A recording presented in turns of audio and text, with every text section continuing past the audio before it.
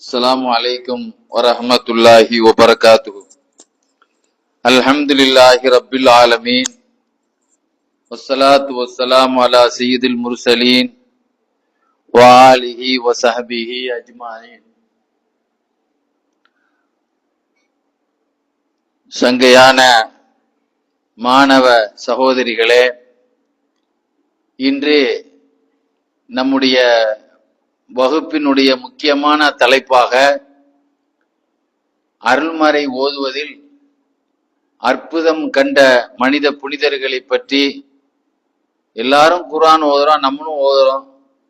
ஆனா அந்த குர்ஆனினுடைய சுவை, அந்த குர்ஆனினுடைய பவர், அந்த குர்ஆனினுடைய அற்புதங்களை அதை அனுபவித்து அதை அந்த சபையிலேயே அந்த நொடியிலேயே அதிசயத்தை கண்டவர்கள் நம்முடைய முன்னோர்கள். ஏனென்றால் குர்ஆனில் அல்லாஹ் சுப்ஹானஹு வ தஆலா வனஸல்னா அலைக்கல் கிதாப திபியானன் லிகுல்லி ஷை என்று அல்லாஹ் சொல்றான். குர்ஆனில் அது ஒரு நிறைய பேர் இறந்து போன பிறகு கத்தம் ஓதுறதுக்கு பயன்படுத்திக்கிறாங்க. அது மட்டுமல்ல, அதுவும் அதுக்கு பயன்படும். ஒரு மையத்துக்கு நன்மையை சேர்ப்பதற்கும் அது பயன்படுத்தக்கூடிய, அது ஒரு லட்சம் நன்மையில அது ஒரு பயன்ல அது ஒரு பயன். ஆனா அது அல்லாம 99,999க்குள்ள சிறப்புகள் அதுல இருக்கு. அதை எல்லாம் விட்டுட்டு இறந்த பிறகு குர்ஆனை தூசி தட்டக்கூடிய இடங்கள் நிறைய இருக்கிறது. ஆனா அல்லாஹ் வாழ்வியலான வாழ்க்கைக்கு உண்டான அனைத்து பிரச்சனைக்கும் தீர்வை நம்ம நினைச்சிருக்கோம். அல்லாஹ் நம்ம இறக்கிருக்கோங்கிறான். இறந்தவங்களுக்கு நன்மையை செலுத்துவதற்குங்கிற பாயிண்ட் அதுல ஒரு பகுதியா இருக்கும். அது மாத்திரமல்ல, அது ஒரு பகுதி உலகத்தில் உள்ள பிரச்சனை. யமன் நாட்டில் வாழ்ந்த அபூபக்கரில் அகதல்ங்கிற குடும்பம் யமன் நாட்டில தான் அந்த ஞானிகள் இருந்தாங்க, அந்த குடும்பத்தை சார்ந்தவங்க. அந்த யமன் நாட்டை சார்ந்த அபுல் பக்கரில் அகதுல் ரஹ்மத்துல்லாஹி அலைஹி ஒரு சமயம் குர்ஆன் ஓதிட்டு இருந்தாங்க. குர்ஆன் ஓதிக்கிட்டே நிறைய பேர் குர்ஆன்லயே உழுந்து தூங்கி கிடப்பாங்க. நிறைய பேர் குர்ஆனோடு சிலவங்க எச்சி வடிச்சுக்கிட்டு இருப்பாங்க. அந்த அளவுக்கு நம்ம எதை வச்சு ஓதிட்டு இருக்கிறோம், ஏதோ புக்கை வச்சு படிக்கிற மாதிரி அதுல உள்ள உணர்வை காட்டுவாங்க. ஆனா அவங்க ஓதிட்டு இருக்கும்போது சூரத்துல் ஹஜ்ஜி ஓதுனாங்க. சூரத்துல் ஹஜ்ஜில 2 சஜிதா வரும். ஷாஃபி மذஹப்ல 2 சஜிதா அதுல இருக்கு. அந்த சஜிதாவுடைய ஆயத்து வரும்போது அங்க சஜிதா செய்தாங்க. அந்த இடத்துல அவங்க எந்த இடத்துல ஓதிட்டு இருந்தாங்களோ அது அங்க அந்த இடத்துல ஹஜ்ஜுடைய சூரா வரும்போது அந்த சஜிதா செய்தாங்க. சஜிதா செய்யும் போது அவங்களோடு சேர்ந்து அந்த இடத்துல இருந்த மரங்களும் சஜிதா செய்தான். ரசூலுல்லாவுடைய அற்புதங்கள்ல சுயூத்தி ரஹ்மத்துல்லாஹி அலைஹி எழுதியிருப்பாங்க. ரசூலுல்லாவுடைய சிறப்புகள், அதே மாதிரி ரசூலுல்லாவுடைய முஜிஸா அற்புதங்கள்ல ஹதீஸ் ஷரீஃப்ல வரும். ரசூலுல்லாவுக்கு சலான் சொன்னது, சஜிதா செய்தது எல்லாம் சஹாபாக்கள் கண்கூட பார்த்திருக்கிறாங்க. ஆனா எத்தனையோ இறைநேசர்கள் தங்கள் கூட சேர்ந்து மரங்களும் சஜிதா செய்யறத பார்த்திருக்காங்கன்னா அப்ப அவங்க ஓதல் எவ்வளவு உணர்வு பூர்வமானதாக உயிரோட்டம் உள்ளதாக இருந்திருக்கு. அத அவங்க ஓதும் போது எப்படி குர்ஆன் இறங்கும் பொழுது எத்தனையோ அல்லாஹ்வுடைய படைப்புகள் கேட்டு ரசிச்ச மாதிரி அவங்க ஓதுறத அவங்க பக்கத்துல உள்ள இதுக்கும் ரசிச்சிருக்குங்கிறத நம்மால் புரிந்து கொள்ள முடிகிறது. அது மாதிரி இறைநேச செல்வர்கள்ல அஷேக் அபு முஆவியத்துல் அஸ்வத் ரலியல்லாஹு அன்ஹுடைய வரலாறு பிரபலமாக ஒரு செய்தி எழுதியிருப்பாங்க. அவங்களுடைய பணியாளர் அபு ஹம்சா சொல்லுவாங்க, எங்களுடைய குருநாதர் அஷேக் அபு முஆவியத்துல் அஸ்வத் அவங்களுக்கு பிற்காலத்துல கண்ணு தெரியாம ஆயிடுச்சு. அவங்க குர்ஆன் ஓத ஆரம்பிச்சுட்டா குர்ஆனை திறந்துட்டா அந்த பார்வை வந்துருமா, பார்த்து ஓதுவாங்க. குர்ஆனை மூடின பிறகு கண் பார்வை இப்ப நார்மலுக்கு எப்படி வாங்களோ அந்த மாதிரி ஆயிடும். குர்ஆன் ஷரீஃப்ல அல்லாஹ் தஆலா பல இடத்துல ஒளி ஒளி ஒளின்னு பல இடத்துல சொல்லி காட்டுறான். குர்ஆனை நாம் உங்களுக்கு ஒரு ஒளியாக இறக்கியிருக்கிறோம் அப்படின்னு பல இடத்துல அல்லாஹ் சொல்லி, உங்களுக்கு ஒரு ஒளி இடத்துல ஒரு ஒளி வந்திருக்கிறது என்று அல்லாஹ் பல இடத்துல ரசூலுல்லாஹ் பத்தியும் ஒளிங்கிறான், குர்ஆனை பத்தியும் ஒளிங்கிறான், இஸ்லாத்தை பத்தியும் ஒளிங்கிறான், அல்லாஹ்வை பத்தியும் ஒளிங்கிறான். ஒளிங்கிற வார்த்தை குர்ஆன்ல பல இடத்துல பயன்படுத்தப்படுது, அது குர்ஆனுக்கு பயன்படுத்தப்படுது. ஆக அதனுடைய முழுமையான அற்புதத்தை உணர்ந்தவர்கள் கஅகாவுல் காரி அப்படின்னு ஒரு பெரிய குர்ஆன் கலை நிபுணராக, அறிஞராக, பெரிய ஞானியாக இருந்தாங்க. கஅகாவுல் காரின் அவங்க ஒபாத்தான பிறகு ஜனாசா குளிப்பாட்டப்படும் போது அவங்களுடைய இதய பக்கத்துல பார்த்தா அப்படியே ஒரு குர்ஆனினுடைய அச்சு, ஒரு குர்ஆன் அங்க இருந்தா அச்சு போட்டா எப்படி இருக்கும், அந்த மாதிரி அந்த குர்ஆனுடைய அச்சு, அந்த பேப்பர் மாதிரி அந்த அச்சு அப்படியே இருந்தப்ப எந்த அளவுக்கு அந்த குர்ஆன் அந்த சில பேருக்கு ஒரு அடி உள்ள அடிச்சா அப்படியே கன்னத்துல அந்த பதிஞ்சிடும். ஆனா இவங்களுடைய இதயத்திலேயே அந்த குர்ஆன் எந்த அளவுக்கு அது பதிந்திருந்தால் அந்த ஜனாசா நேரத்துலதான் அந்த இடத்துல என்ன செய்தான் கூர்ந்து பார்த்தாங்க. ஏன்னா ஒரு இறைநேசருடைய வரலாறுல பார்த்தேன், அவங்களுடைய காலில் உள்ள ஒரு நரம்பு, ஒரு தொடையில உள்ள நரம்பு லா இலாஹ இல்லல்லாங்கிற மாதிரியே இருக்குமா, அந்த நரம்பு வெளியே புடைச்சிட்டு இருக்கும்போது. அப்ப அந்த அளவுக்கு அந்த திக்கினுடைய வலிமையில அந்த நரம்பே அங்க உடம்புல அந்த மாதிரி பின்னி வெளியே தெரிய ஆரம்பிச்சு. அது மாதிரி இவங்களுடைய இதுல வந்து அந்த இதயத்திலேயே அவங்க கடைசி நேரத்துல தானே ஒரு மனிதனுடைய மகிமை என்னன்னு கடைசி நேரத்துல தான் தெரியும். அந்த மாதிரி அவங்களுடைய வரலாறுல காக்காவுல் காரி ரலியல்லானுடைய வரலாறுல நான் பார்த்திருக்கிறேன், பல பயான்கள்ல நான் சொல்லியிருக்கிறேன். அந்த மாதிரி உள்ள ஒரு பாக்கியத்தை பெற்றோம்.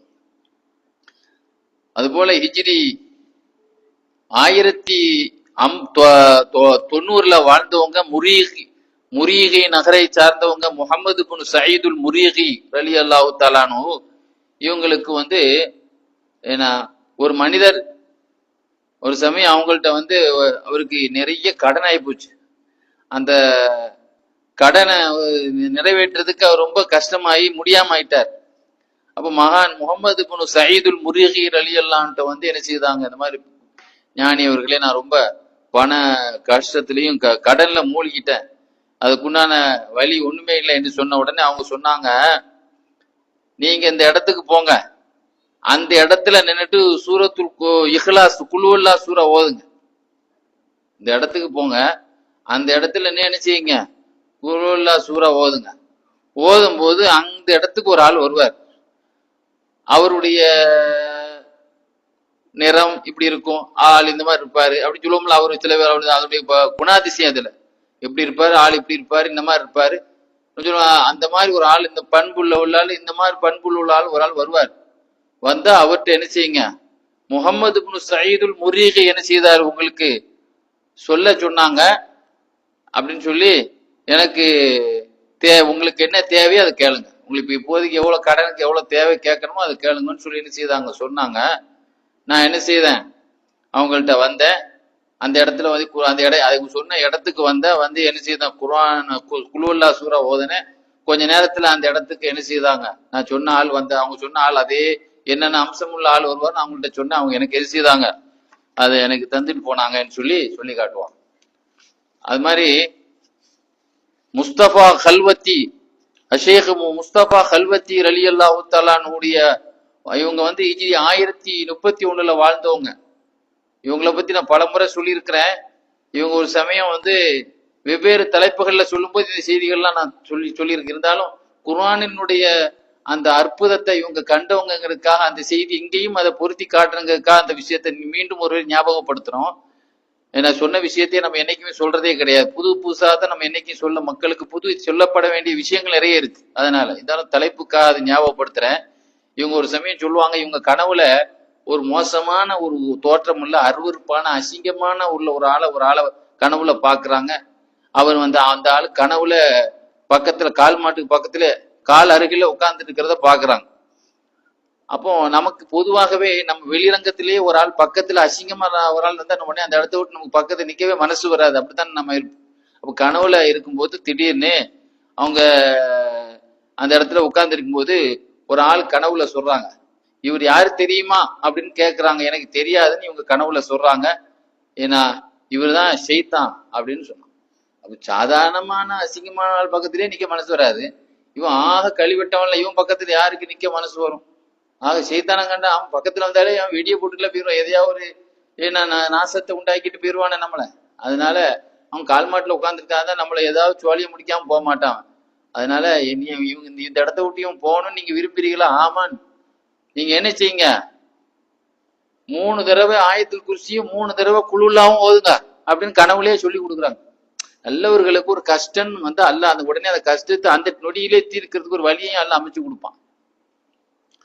உடனே நான் 2வது தடவை ஓதுறேன், கனவுலயே ஓதுறேன். 2வது தடவை ஓதிட்டு போது பாதியிலேயே முழிச்சுறேன். முழிச்சு பார்த்தா கனவுல பார்த்தா அதே கழிவிட்டவன் எங்க இருக்கான், நினைவிலே உட்காந்துருக்கான். ஏன்னா முழிக்கிறவன் நான் என்ன செய்தேன், எதை பாதியில முடிச்சுட்டேனோ அந்த பாதியில நிக்குதுல, 2வது தடவை பாதியிலே நிக்குது இல்ல, 3 தடவை முடிக்கலையே, அதை 3வது தடவை முடிக்கிறேன். அப்படியே திடீர்னு காணா போயிட்டான், கரைஞ்சி திடீர்னு புசுவானமா நினைச்சுதான், திடீர்னு பலூன் வெடிச்ச மாதிரி காணா போயிட்டான். பலூன் பெருசா திடீர்னு பார்த்தா காணா போய் ஒரு இடத்துல சுருங்கி போய் கிடக்கும் ஒரு இடத்துல. அது இருந்ததுக்கு எவ்வளவு பயங்கரமா இருக்கும் அது திடீர்னு. அது மாதிரி அவன் ஆள் காணா போயிட்டான் 3வது தடவை ஓதும் போது அப்படின்னு சொல்லி ஷேக் முஸ்தபா இப்னு அம்ருல் கல்வத்தி ரலியல்லாஹு சொல்லி காட்டுவாங்க. அப்ப அவங்க ஓதன ஆயத்துல் குர்சிக்கு எவ்வளவு பவர். நானும் பல முறை நமக்கு நடந்த அனுபவத்தை நம்ம சொல்லித்தான் நான் நிறைய தடவை நம்ம கழுத்தை நெரிக்கிற மாதிரி அமுக்கிற மாதிரி கனவுல இருக்கும். நானும் தம் கட்டி அல்லாஹு லா இலாஹ இல்லன்னு சொன்னா கூட கொஞ்சம் பிடிச்சான் கழுத, அல்லாஹ் லா இலாஹ சொல்றேன் நீ அப்படின்னு சொன்னா கழுத்தை பிடிச்சு இன்னும் கொஞ்சம் அமுக்கிற மாதிரி இருக்கு. நம்ம அல்லாஹ் லா இலாஹ சொன்னோன்னு நான் வந்து உழுதடிச்சு ஓடுற மாதிரி இருக்காது. ஓதவே விடுறது இல்லை, நாக்க பெரட்டவே திருப்பவே விடுறது இல்லை. அந்த மாதிரிதான் நம்ம பாக்குறோம். அப்ப நம்மள்ட்ட இருக்கிற வீக்கெண்டா இதெல்லாம் எதுக்கு சொல்றோம்னா, இந்த மாதிரி எல்லாம் சொன்ன ஓதன வழிமாறுகளுக்கு உயிர் இல்லைங்கிறான்ல. அவங்க எந்த அளவுக்கு இந்த குர்ஆனை உயிரோட்டமா ஆக்கியவர், குர்ஆனை எந்த அளவு மணக்க வச்சவங்க, அல்லாஹ்வுடைய அந்த அற்புதத்தை அற்புதமாக வெளிப்படுத்திய வாய்கள் அவங்க எல்லாம். அதனால அவங்கள பத்தி சொல்றது மூலமாக நல்லவர்களை காண்பது நன்றே அப்படின்னு சொல்ற மாதிரி நல்லவர்களுடைய அந்த அமலை எடுத்து சொல்வது மூலமா நம்முடைய அமல்கள் அவங்களுக்கு காட்டப்படும் பொழுது அவங்க துவா நமக்கு கிடைக்கும். அதன் மூலமா நாங்க எங்களுக்கு கிடைத்த அந்த பாக்கியங்கள் அவங்களுக்கு கூட எங்களை பத்தி எல்லாம் என்ன செய்யறாங்க. ஏன்னா சுகதாக்கள் அல்லாட்ட போனோம்னு சொல்லுவாங்க, அவங்களுக்கு என்ன வேணும், எங்களை திரும்ப என்ன செய்யணும், எங்களுக்கு வந்து ஊருக்கு உலகத்துக்கு போய் 2வது போறச்சுன்னு, அது என்னுடைய விதியில கிடையாது அப்படின்னா இல்லையா, எங்க கிடைச்ச சிறப்பை எடுத்து எங்களுக்கு அவங்களுக்கு போய் தகவலை கொடுத்துரு. என்ன சொல்லுவாங்களா, எங்களுக்கு என்ன நீ தந்தி அதை போய் எட்டி வச்சிரு அப்படி சொல்றாங்களா இல்லையா. அதனாலதான் சுகதாக்களை பத்தி அல்ல குர்ஆன்லயே என்ன செய்தானா, குர்ஆன் ஆயத்தை இறக்குறான் அவங்கள பத்தி அல்லாட்ட அந்த கோரிக்கை வைக்கும் போது. அது மாதிரி நல்ல விஷயங்கள் நல்லவர்களை பத்தி பேசும்போது அது நமக்கு என்ன செய்யுது, அவங்களுக்கு அது காட்டப்படுது. அது மாதிரி ஈராக்ல ஹசன் இப்னு அப்துல்லாஹில் ஐதுருசி ரலியல்லாஹு தஆலான்னு இருக்காங்களே. ஏன்னா அவங்க வந்து ஹிஜ்ரி 997 ஹிஜ்ரி 997 என்ன செய்யுது, அவங்க ஈராக்ல வாழ்ந்தவங்க. ஏன்னா இவங்கள்ட்ட வந்து ஒரு சமயம் என்ன செய்தாங்க, சில பேர் வந்து என்ன செய்தாங்க, சில பேர் சொன்னாங்க, நான் வந்து ரொம்ப எங்க குடும்பம் பெரிய குடும்பம், ஆனா எங்களுடைய பொருளாதாரம் ரொம்ப கம்மி, எங்களுடைய குடும்ப அளவுக்கு பெருசு அளவுக்கு எங்கள்கிட்ட வருமானங்கள் இல்லை அப்படின்னு சொல்லி ரொம்ப கஷ்டப்படுறோம் அப்படின்னு சொல்லி ஹசன் இப்னு அப்துல்லாஹில் ஐதுருசி ரலியல்லாஹு தஆலான்னு அவங்கள்ட்ட வந்து சொல்லும் போது, இவங்க ஹிஜ்ரி 997 வாழ்ந்தவங்க, நம்மளோட கிட்டத்தட்ட ஒரு 500 வருஷத்துக்கு முந்தி உள்ளவங்க. என்ன அப்ப அவங்க சொல்லும் பொழுது அவங்க என்ன செய்தாங்க, குர்ஆன்ல இருந்து அவங்களுடைய உணவுகள் இருக்குல்ல, நம்ம வீட்டுல இப்ப நம்ம வீட்டுல அரிசி இருக்கு, பருப்பு இருக்கு, சாமான் இருக்கு, இதான் மளிகை ஐட்டங்கள், காய்கறி ஐட்டங்கள் பிரிட்ஜில் இருக்கு, இதான் நம்ம வீட்டுல இருக்கிற சாமான்கள், மசாலா ஐட்டங்கள் நிறைய இருக்குல்ல. ஆனா அந்த காலத்துல அரபு நாட்டுக்காரங்க பேரித்தம்பளம் தான் எல்லாம் அவங்களோட உணவே, அதானே அவங்களுடைய மொத்தமே ரொட்டி பேரித்தம்பளம் இதானே இருக்கும். அதனால உங்க உணவு ஐட்டங்கள்ல குர்ஆனுடைய ஆயத்துக்களை ஓதுங்க. இந்த சில ஆயத்து குர்ஆன்ல சில ஆயத்துக்களை ஓத சொன்னாங்களாம். எதுல, அவங்கள்ட்ட என்னென்ன உணவுகள் இருக்கோ அந்த பேர்த்தம்பளம் அதானே கம்மியா இருந்துச்சு. அப்ப என்ன செய்தாங்களாம், அதுல ஓதி அதுல அந்த உணவுல ஓதி ஓத சொல்லியிருக்கிறாங்க. அந்த என்ன சில குர்ஆன் ஆயத்துக்களை அவங்கள்ட்ட சொல்லியிருக்கிறாங்க, குர்ஆன்ல சில ஆயத்துக்களை ஓத சொல்லியிருக்கிறாங்க. அப்ப அதை ஓதி ஊதின பிறகு அது வரைக்கும் அவங்க குடும்பத்துக்கு தகுந்த உணவு இல்லாம கஷ்டப்பட்டவங்க, அவங்க இருக்கிற சாப்பாடு வந்து ஒரு வருஷம் முழுவதுக்கும் போதுமானதா இருந்தான். ஆனா முதல்ல அவ்வளவு இல்ல. இந்த குர்ஆன் ஆயத்து ஓதி முடிச்ச பிறகு அவர்களுக்கு அப்படி ஒரு பரக்கத்து அந்த உணவுல கிடைச்சது. அந்த அந்த சாப்பிட்ட அந்த உணவு சாமான்களுக்கு அவ்வளவு பரக்கத்தாக எடுக்க எடுக்க காலியாகாம இருக்கு. திடீர்னு நமக்கு அரிசி காலியா போச்சு சொல்லிட்டு கிடக்கும் வீட்டுல. அவங்க காலியாத அளவுக்கு என்ன செய்யுது, மாசம் மாசம் அரிசி வாங்கிட்டு இருக்க, அங்க மாசம் புள்ள இல்ல வருஷம் புள்ள அவங்களுக்கு அந்த 2வது உணவு பற்றாப்படி ஏற்படவே இல்லைன்னு எழுதுறாங்க. இந்த குர்ஆன உடைய ஆயத்துக்களை அந்த உணவுல ஓதி முடிச்சு. அதனாலதான் நம்ம சாப்பிடும்போது பிஸ்மி சொல்லி சாப்பிடுறோம். அந்த பிஸ்மில பரக்கத்து இருக்கா இல்லையா, ஒழுவு செய்து சாப்பிட்டா உணவுல பரக்கத்து இருக்குன்னு நாங்க சொல்லாது. சாப்பாட்டுல ஒழுவு செய்து சாப்பிட்டா, ஒழுவு செய்த பிறகு சாப்பிட்டு நம்ம சொம்பேல தான் இருக்கும் மழை நேரத்துல, அந்த சாப்பாட்டு ஒரு பரக்கத்து கிடைக்கும். என்ன பரக்கத்து, அந்த சாப்பிட்டது மூலமா கெட்ட எண்ணங்கள் வராது, கெட்ட அமல்களுக்கு உற்சாகமா இருக்கும், தூக்கம் வராது, அமல் செய்ய ஆர்வமா இருக்கும். அதான் அந்த பரக்கத்தினுடைய இது. ஏன்னா அதே மாதிரி ஹிஜ்ரி 553 வாழ்ந்தவங்க அபு முஹம்மது சாபி ரலியல்லாஹு தஆலானு. இவங்க காலத்துல இவங்க ஊருக்கும் இன்னொரு ஊருக்கும் ஒரு ஒரு சமூகத்துக்கும் போர் நடந்துகிட்டே இருக்கு, சண்டை நடந்துகிட்டே இருக்கு.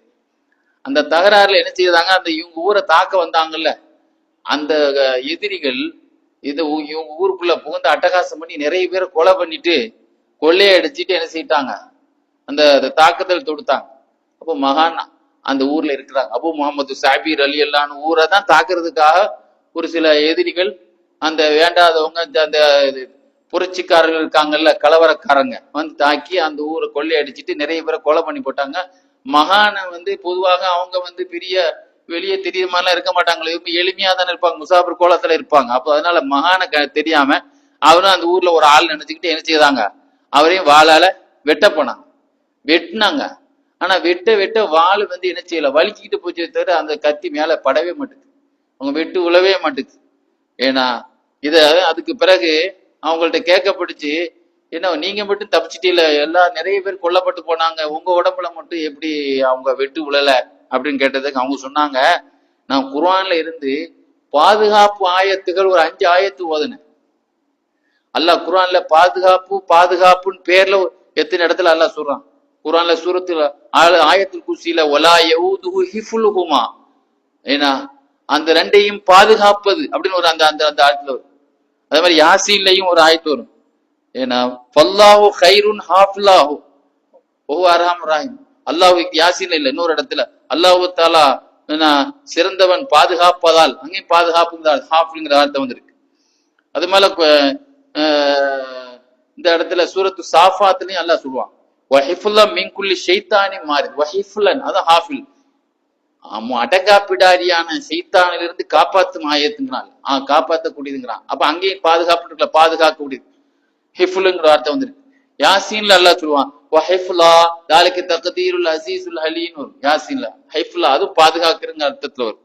அதே மாதிரி சூரத்துல் புரூஜ்ல இன்ன பத்திஷ ரப்பிக லஷதீத், அதுல இருந்து ஆரம்பிச்சு கடைசியில ஃபிலௌஹிம் மஹ்ஃபூல், பாதுகாக்கப்பட்ட பலகையில் இது இருக்கிறதுன்னு சொல்லி முடிப்பான்ல, அந்த ஆயத்துடைய லாஸ்ட்ல வரும். இப்படி பாத்தீங்கன்னா ஹாஃபிலு, ஹிஃப்லா, ஏன்னா மஹஃபூலு எல்லாம் சேர்ந்து எல்லாம் ஹாஃபில்ங்கிற அர்த்தத்தை பாதுகாப்புன்னு சொல்லக்கூடிய கருத்துல வரக்கூடிய 5 ஆயத்துக்கள்.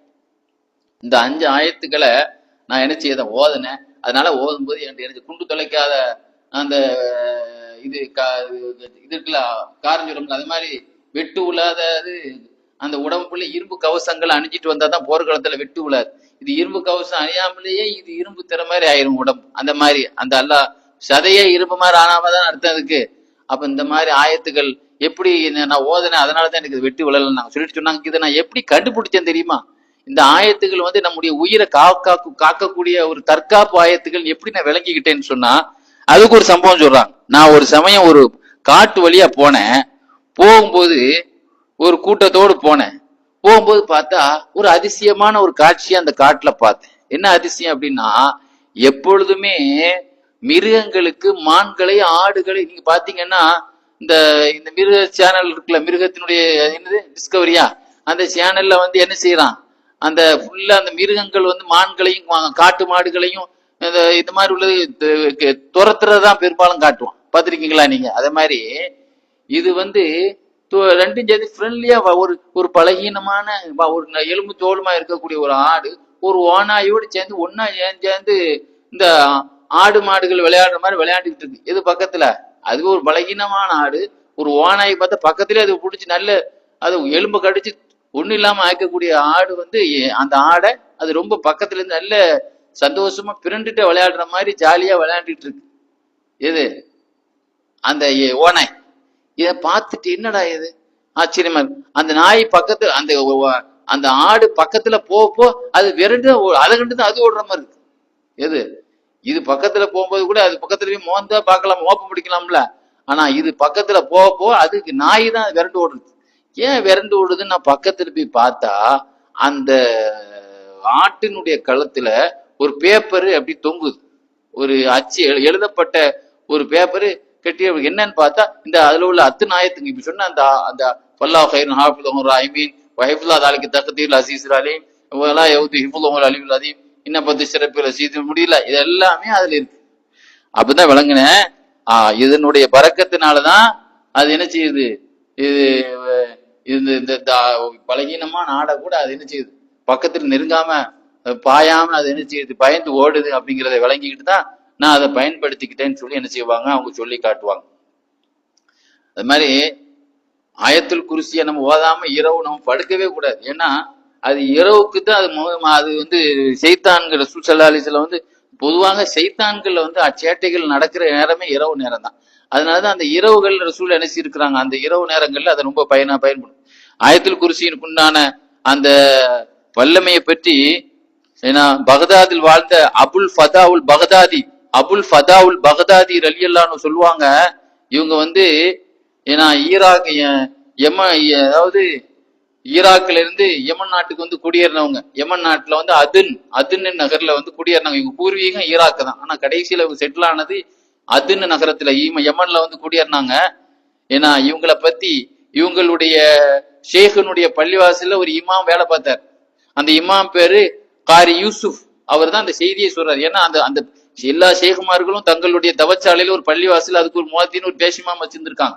அது மாதிரி இவங்க தவச்சாலையில உள்ள இந்த ஒரு அறிஞர், அவருக்கு காரி யூசுப், இந்த ஒரு ஹாஃபில் சொல்றாங்க, எங்களுடைய ஷேக் நாயகம் இருக்காங்களே, இவங்க வந்து ஒரு சமயம் என்னை சொன்னாங்க, உனக்கு துரீது உரீக ஆயத்துமின் ஆயாத்தில்லாஹில் மஹஜூபா அனின்னாஸ், மக்களை விட்டும் மறைக்கப்பட்ட அல்லாஹ்வுடைய ஒரு ஆயத்தை அத்தாட்சியை நான் உனக்கு காட்டணும், நீ உனக்கு விருப்பம் இருக்கான்னு கேட்டாங்க. என்ன பார்த்து என்ன கேட்டாங்க? எல்லாத்துக்கும் காட்டி கொடுக்க மாட்டாங்க. அவங்க காட்டி கொடுக்குறா இருந்தா இவங்களுக்கு எல்லாம் தெரியப்படுத்தணும். ஒரு திறமையான ஒரு ஆளா இருந்தா மினிச்சும் அவங்க நிறைய விஷயம் சொல்லி கொடுத்து நீ நல்ல முன்னுக்கு வான்னு சொல்லுவோமா இல்லையா? அதே மாதிரி அல்லாஹ்வுடைய அத்தாட்சிகள்ல மறைக்கப்பட்ட ஏன்னா அல்லாஹ்வுடைய சில ஆயத்துக்களை மறைக்கப்பட்ட அல்லாஹ்வுடைய சில ஆயத்துக்களை உங்களுக்கு நான் காட்டணும், நீங்க விரும்புறீங்களா என்று கேட்டாங்க. உடனே ஆமான்னு நான் சொன்னேன். உடனே என்ன செய்யதான், என் முகத்தை தான் தடவுனாங்க. என் முகத்தை தடவுன உடனே என்ன செய்தாங்க, இப்போ வானத்தை பாருங்க உங்க பார்வையால அப்படின்னு சொன்னாங்க. என்னுடைய தலையை உயர்த்தி பார்த்தேன். ஆயத்தில் குர்சி மக்தூபத்தும் பின் நூரி பக்காத தஹ்திஃபுல் அப்சார், வானத்துல வந்து சூரத்துல் ஆயத்துல் குர்சி எழுதப்பட்டிருந்ததை பார்த்தேன். அது எந்த அளவுனா ஒளியால் எழுதப்பட்டிருந்து. அந்த ஒளி எப்படி வேணா நம்ம மின்னல் வெட்டும் போது எப்படி நம்ம பார்க்க மாட்டோம், கண்ணை பறிச்சிரும்னு சொல்லுவாங்க. அதனால அந்த பவர்ல இருக்குமா இல்லையா? அது மாதிரி அந்த மின்னல் வெளிச்ச மாதிரி அந்த பவர் அவ்வளவு ஒளியால் எழுதப்பட்டுச்சு. அந்த ஒளி வந்து கண்ணை பறிக்கிற அளவுக்கு ஒளி, ரொம்ப பவர் கூன்னு இந்த ஸ்டேடியத்துல உள்ள அந்த லைட் எல்லாம் நம்மளால பார்க்க முடியாது தெரியுமா, அவ்வளவு பவரால இருக்கும். அது மாதிரி இருந்துச்சு. அது எப்படின்னா, அதாவது அந்த ஆயத்துல் குர்சிக்கான துவக்கம் கிழக்கு திசையிலும் அந்த ஆயத்துல் குர்சியான முடிவு மேற்கு திசையிலும் எழுதப்பட்டு. இதுல என்ன விளங்குதுன்னா, நம்ம கண்ணு எத்தனையோ விஷயங்கள் தெரியாத குருடா இருந்துகிட்டு இருக்கு. அல்லாஹ்வுடைய அத்தாட்சிகளை எல்லாம் நம்ம பார்க்க ஆரம்பிச்சா, எந்தெந்த ஆயத்துகள் எங்கெங்க எழுதப்பட்டிருக்குன்னு பார்க்க ஆரம்பிச்சோன்னா அந்த ஆயத்துக்களை நம்ம விடுவோமா? அதை தெரியாம ஓதாம நம்ம இருப்போமா? அப்போ இப்போ எப்படி இறந்து போன வீட்டுக்கு கத்துவத்துக்கு தான் யாசீனை தூக்குறான். ஆனா அந்த யாசீன்ல எவ்வளவு பெரிய விஷயங்கள் இருக்குன்னு சொல்லி நம்ம 2 தொடர்ல அதை பேசி இருக்கிறோம், மக்களுக்கு நம்ம அனுப்பி இருக்கிறோம். அதை மக்கள் பயன்பெறணும் என்பதற்காக வேண்டி அல்லாஹ் சுப்ஹானஹு வ தஆலா அதை பறக்கத்துள்ளதாக இந்த அத்தனை ரகசியங்களையும், குர்ஆனுடைய அத்தனை ரகசியங்களையும் இறைநேசர்களுக்கு காட்டி கொடுத்த அத்தனையும் அல்லாஹ் அவங்களுடைய பரக்கத்தினால் நமக்கும் அல்லாஹ் காண்பித்து தருவானாக. வாஹிர் தாவான் அல்ஹம்துலில்லாஹி ரப்பில் ஆலமீன். அஸ்ஸலாமு அலைக்கும் வரஹ்மத்துல்லாஹி வபரகாத்துஹு.